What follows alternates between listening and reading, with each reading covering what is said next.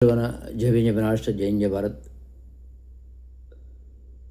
आज दिवसभरातून मी काही वर्तमान पेपर आणि पत्र काही वाचले नाहीत आणि दिवसभरातून टी व्हीवरील बातम्या पण काही पाहिलेल्या नाहीत. परंतु आत्ता माझं विविध कामाबाबत कागदोपत्री चाचपणी चालू असता मी आजचं वर्तमानपत्र न्याहाळलं आणि या वर्तमानपत्रामध्ये मुख्यतः महत्त्वाची बातमी म्हणजे सापडली ती म्हणजे काऊ धरणाची. आता काऊ धरणाचा इतिहास सगळ्यांना माहिती आहे, जो 34 वर्षापूर्वी ठाणे महानगरपालिकेने काळू धरण बांधण्याचं प्रयोजन केलं होतं. परंतु राजकीय आखाड्यामध्ये स्पर्धात्मक श्रेय कोणाला या धर्तीमुळे 34 वर्ष काऊ डॅम रखडला होता, काऊ धरण रखडलं होतं. त्या काही 3,500 कोटी रुपये, 3,500 म्हणजे 3,500 कोटी रुपये हा अंदाज खर्च असलेला काऊ धरणाचा प्रकल्प MMRDA मार्फत करण्यात येणार होता. परंतु 34 वर्ष राजकारणाच्या स्पर्धात्मक युगामध्ये हे श्रेय कोणाला? सत्ताधारी काँग्रेस, शिवसेना, भारतीय जनता पार्टी या सगळ्या श्रेयामध्ये हा काऊ धरण रखडला. आता वाढत्या विकासा क्षेत्रामध्ये आज ठाण्यामध्ये जवळजवळ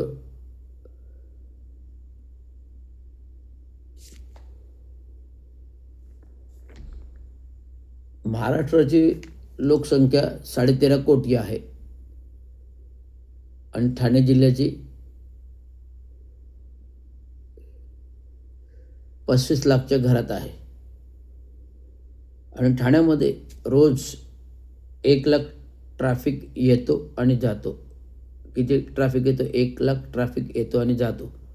म्हणजे जवळजवळ किती प्रकारचे इमारती या ठाणे शहरामध्ये जवळजवळ 10,000च्या ते 25,000च्या आसपास इमारतीचे टॉवर्स 20 ते 30 माळ्यापर्यंतच्या 35 माळ्यापर्यंतच्या आहेत.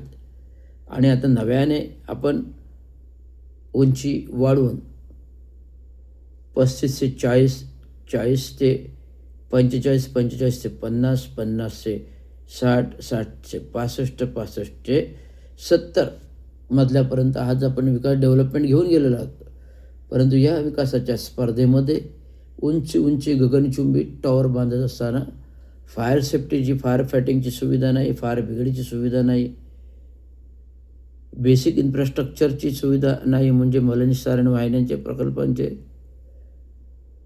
स्ट्रॉ मोटर वाहून जाण्याचे नियोजनाचं ॲडव्हान्स डेव्हलपमेंट नाही आहे.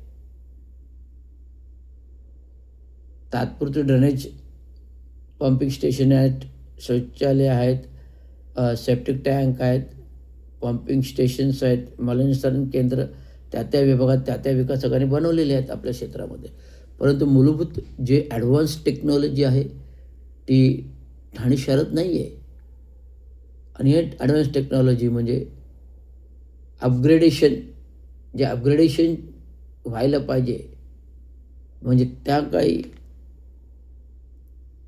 30 वर्षापूर्वी जी काही डेव्हलपमेंट झाली आहे, 30-28 वर्षापूर्वी, आणि त्या काही जे बांधलेली गटारे आहेत त्यांची ॲडिक्वेसी चेक केली का? नाही. द ॲडिक्वेसी कन्सल्टंट्समार्फत चेक केली तर त्या काळची बांधलेली 1 फुटाची गटारं, 1.5 फुटाची, 2 फुटाची गटारे आज पाणी जाण्यासाठी सक्षम नाहीत आणि संपूर्ण गटारं हे मातीने, चिखलाने, दगडाने भरलेली आहेत. त्यामुळे पडणारा पावसाळ्यामध्ये अतिवृष्टी झाली असता पाण्याचा निचरा योग्य ते गटारामार्फत नाल्यापर्यंत जात नाही. नाले मोठे आहेत, नाले सुसज्ज बांधलेले आहेत, जेणेनंतर विविध प्रकल्पीय सेंट्रल गव्हर्नमेंट निधी, राज्य शासन निधी आणि ठाणे महानगरपालिका निधी, नाले प्रकल्प विभागाने व्यवस्थित सुसज्ज नाले बांधलेले आहेत. 180 किलोमीटरचे नाले आज मी जवळ राहिलेले 25 किलोमीटरचे 30 किलोमीटरचे नाले आता शेवटच्या टप्प्यामध्ये आपण बांधतोय. जे 200 कोटीच्या निविदा आलेल्या आहेत त्याच्या अंतर्गत आपण बांधतोय. त्यामुळे अशा प्रकारे 180 कोटी किलोमीटरचे 180 किलोमीटरचे नाले आज तर मिळते आपण ठाणे शहरामध्ये पूर्तता करत आलो. त्यामुळे ठाणे शहरामध्ये किती पर्यटनवृष्टी झाली ते दुर्धर परिस्थिती का होत नाहीत की नाले सुसज्ज बांधलेले आहेत. आता राहिला मुद्दा road side drain, storm drain, हे अपग्रेडेशन जोपर्यंत होत नाही तोपर्यंत पाण्याचा निचरा व्यवस्थित होत नाही. ते अपग्रेडेशन करायला पाहिजे. आणि अपग्रेडेशन प्रकल्प मी INDPमध्ये कार्यकारी अभियंता संपूर्ण प्रभागासाठी कार्य करत असताना त्याचा अपग्रेडेशन प्रस्ताव मी बनवलेला आहे. आज तो दप्तरी आहे. महानगरपालिकेचे दप्तरी अपग्रेडेशनचा प्रस्ताव आहे. आणि ज्या ज्या अतिक्रमण आणि बांधकाम नाल्यावर होत आहेत त्यांच्या वसुलीबाबत जवळजवळ 100 कोटीचा प्रस्ताव मी बनवला आहे. तो महापालिकेच्या तिथे महसूल जमा होईल. माझ्या हयातीत म्हणजे मी असताना प्रस्तावित अधिकारी असताना हे संपूर्ण प्रस्ताव 100 कोटी वसुली विविध अतिक्रमण नाल्यावर बनवलेलं आहे. अपग्रेडेशनचा प्रस्ताव बनवलेला आहे. हे प्रशासनाने मार्गी लावायला पाहिजेत. आज माझ्यासारखा धुरंधर अभियंता, अभ्यासू अभियंता, चौकस अभियंता आणि एक तांत्रिक सल्लागार म्हणून ठाणे महानगरपालिकेला आजची गरज आहे काळाची. आज महानगरपालिकेकडे पैसा नाही. त्यामुळे जे बेसुमार प्रस्ताव होतं त्याला कुठे नियंत्रण आणण्यासाठी माझ्यासारख्या अधिकाऱ्याची गरज आहे. आणि शासन GR, शासन GR आणि शासन अध्यादेशानुसार सेवानिवृत्त कर्मचारी अधिकाऱ्याला 5 वर्षे काम करण्याची मुभा आहे. आणि त्या अनुषंगाने मी गेल्या वर्षी प्रस्ताव दिला. आज वर्ष झालं नगर अभियंत्याकडून अजून प्रस्ताव होतो आहे. आज माझी दालनात भेट झाली, गरमागरमी झाली. ते म्हणाले तुमच्यावर निलंबनाचे आरोप आहेत. अरे निलंबनाचे आरोप आहेत म्हणजे आम्ही आता रिटायर ठेवलं. आणि ते निलंबन जे एकनाथ शिंदेने राजकीय सुडापुटी केले ते त्यांना विचारा. जे निलंबन नजीमुल्लाने चुकीचं काम करतोय ते त्याला विचारा. मी माझं प्रामाणिक काम करत असताना ह्या गोष्टीमध्ये आक्षेप घेतला म्हणून मी निलंबित. माझा काही संबंधच नाही ना. मग आम्ही भ्रष्टाचार करून निलंबित झालो का? मी थेट प्रश्न विचारला आणि लाईव्ह मीडियावर बातमी केली. त्यामुळे नगर अभियंताचं जो काही 3 वर्षाचा कार्यकाल 5 वर्ष झाले तो कार्यकाल कसा राहील तो मी बघेन. विविध भ्रष्टाचाराचे प्रकरण आहेत. डिफेक्ट लायबिलिटी पिरियड 10,000 कोटीची कामं केलेली पुन्हा नव्याने रस्ते खोदले जातात, लाईनी खोदले जातात, नवीन रस्ते पुन्हा केले जातात. अशा प्रकारे तेच कामं, तेच रस्ते, तेच प्रस्ताव आणि तोच खर्च डबल केला जातो. याची टेक्निकल तांत्रिक परीक्षण ऑडिट नाही आहे. लेखावित्त अधिकाऱ्याचं 350 कोटीचं 5 वर्षाचं ऑडिट नाही आहे. तांत्रिक लेखापरीक्षण नाही आहे. आणि 3 वर्षामध्ये केलेल्या लेखापरीक्षणाचा अहवालच नाही आहे. कामं केलेलं कुठे गेले, प्रस्ताव टेंडर कधी काढले, निविदा काढले, या सगळ्या गोष्टी आहेत इतंबित.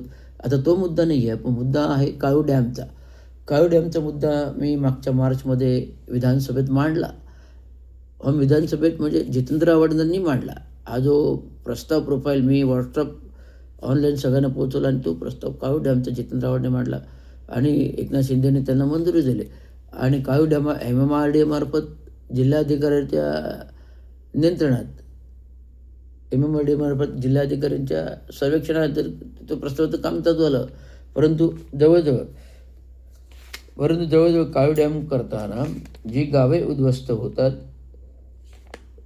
2,100 हेक्टर जमीन पाण्याखाली जाण्याची शक्यता असून 1,000 हेक्टरपेक्षा जास्त जंगले क्षेत्र आहेत. स्थानिक अहवालानुसार खापरी, पथोडीचे, जाळपाडे, शिवसेवाडी, दिवाणपाडा, पटवाडी, भोईवाडी, दिगळे, वाकळेवाडी, तेजवाडी, कांगडे, कोसोली, ददाई, कटाळी आदी 18 गावे या काळू नद्यामध्ये प्रभावित होतात असं आजच्या ठाणे मुंबईच्या वृत्त निवेदनामध्ये बातमीमध्ये ठाणे मुंबईच्या आहे. काळू धरणाची वाहू लागला 6 छोट्या बंधाऱ्याचा मतप्रवाह. आता काळू डॅम धरण जर बांधलं तर तिकडे गावकऱ्यांचं मत आहे की 18 गावे बाधित होतात. 18 गावे बाधित होतात आणि 2,100 क्षेत्र पाण्याखाली येत आहे. त्यामुळे 18 गावे बाधित करताना त्यांना जागा कुठे येणार हा प्रश्न आहे. त्यामुळे विस्थापितांना जागा कशी देणार? तर मोठं धरण न बांधता छोटे छोटे बांधाऱ्याचा प्रवाह बांधून त्याचं पाणी पाईपलाईन नळावाटे शहरामध्ये कसं पोचेल त्याचा प्रयत्न करा. परंतु हे छोटे छोटे बांधाऱ्याचे प्रकल्प भविष्यातील येणाऱ्या लोकसंख्येच्या दृष्टिकोनातून सोयीच नाही आहे. छोटे छोटे बांधाऱ्यांचा जो मतप्रवाह वाहतोय, काळू धरणाऐवजी वाहू लागला 6 छोटे छोटे बांधाऱ्यांचा मतप्रवाह. 6 छोटे छोटे बांधाऱ्यांचा मतप्रवाह म्हणजे काय? ॲज अ तांत्रिकदृष्ट्या परीक्षण अभ्यास केला आहे का? आज भविष्यात वाढती लोकसंख्येचा विचार घेता तर काळू धरम बांधणेच आवश्यकता आहे. छोटे छोटे 6 बांधारे बांधून त्याचा काही उपयोग नाही. पाणथळ क्षेत्र पाणी तेवढं अडलं जाणार आहे. जेव्हा तुम्ही मोठ्या स्वरूपात तेवढ्या कॅपॅसिटीचं डॅम धरण बांधाल तेव्हा ते पाणी तुमचं अडलं जाईल आणि त्याचा पाण्याचा पुरवठा शहरा भागात होईल. त्यामुळे काळू धरणाची वाहू लागला छोटे छोटे 6 बंधाऱ्याचा मतप्रवाह हा चुकीचा आहे. छोटे छोटे 6 बंधारे बांधून त्याचा काही फायदा नाही, त्याचा मोठा डॅम धरणच बांधावा लागेल. त्यामुळे अशा प्रकारे लोकांचा मतप्रवाह वाढत चालला आहे. नदीवर मोठे धरण न बांधता नदीच्या नैसर्गिक प्रवाहातून पाणी वळवून नदीवर मोठे धरण न बांधता नदीच्या नैसर्गिक प्रवाहातून पाणी वळवून जलवाहिन्यांनी शहराकडे नेण्याचा छोट्या छोट्या 6 बंधाऱ्याचा प्रकल्प करावा असं लोकांचे मतप्रवण आहे. परंतु मोठं धरण जर बांधलं तर मग पाण्याची कॅपॅसिटी मोठ्या प्रमाणात राहील. त्यामुळे अशा प्रकारचं काळू डॅमचं हे सगळं नियोजन आहे. मी विश्लेषण भविष्यातील विकासाच्या दृष्टीने भविष्यातील पाण्याच्या प्रश्नाच्या दृष्टीने गरज आहे. आज म्हणजे आपल्याला ठाण्याला 50 MLD पाणी क्षेत्राची आवश्यकता आहे.